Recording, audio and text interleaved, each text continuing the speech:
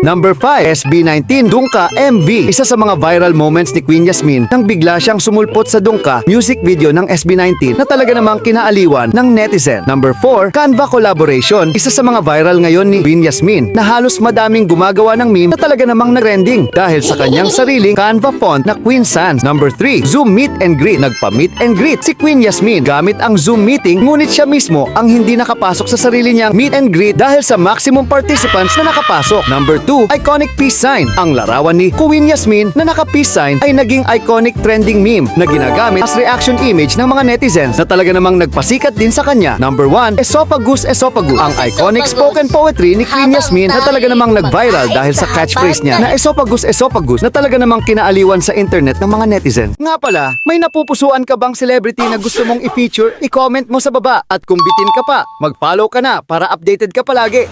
Yun lang, maraming salamat sa suporta ka, Modern.